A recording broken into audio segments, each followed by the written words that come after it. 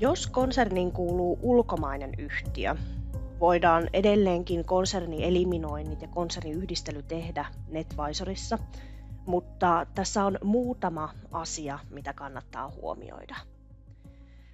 Ensinnäkin ulkomaiselle yhtiölle täytyy avata oma NetVisor-ympäristö ihan normaalisti, niin kuin muillekin konserniyhtiöille, kotimaisille yhtiöille. Palvelupaketilla ei ole väliä, eli se voi olla mikä tahansa näistä 4: Basic, Core, Professional tai Premium. Sen lisäksi täytyy muistaa, että Storesta kytketään vielä päälle konsernikäsittely, eli aivan samalla tavalla niin kuin muillekin konserniyhtiöille. No, kun se NetVisor-ympäristö on perustettu tälle ulkomaiselle yhtiölle, niin kirjanpito syötetään NetVisoriin esimerkiksi kerran kuukaudessa. Tässä pitää kuitenkin huomioida, että NetVisorin kirjanpitohan tukee ainoastaan euromääräisiä arvoja. Eli jos sen ulkomaisen yhtiön valuuttana on jokin muu kuin euro, niin silloin täytyy tehdä aina ennen sitä kirjanpidon arvojen syöttöä valuuttamuunnos jossakin muualla, esimerkiksi ihan Excelissä.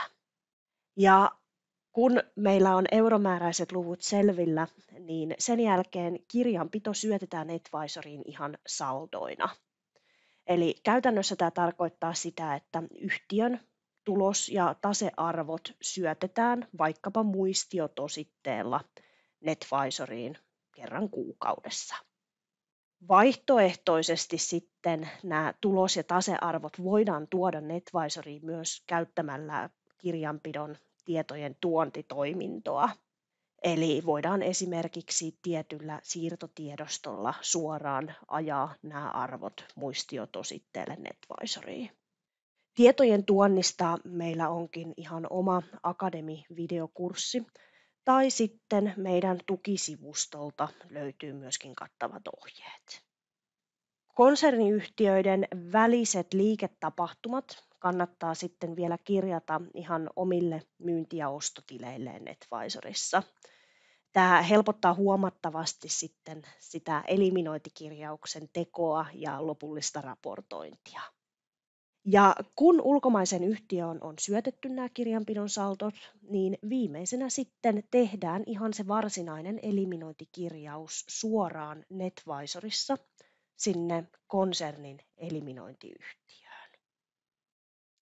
Eli täällä NetVisorissa aloitetaan tästä eliminointiyhtiön ympäristöstä ja aloitetaan ihan tältä taloushallinnon alta luomaan uutta tositetta. Tositelajina tässä kohtaa voi tosiaan käyttää esimerkiksi sitä MU-muut tositelajia, eli niin sanottu muistiotosite. Ja eliminointikirjaus tehdään tähän tositteelle nyt suoraan. Ja tässä kannattaa sitten tietysti muistaa käyttää niitä samoja konsernin myynti- ja ostotilejä, joita ollaan käytetty siinä ulkomaisen yhtiön kirjanpidon saldojen syötössä.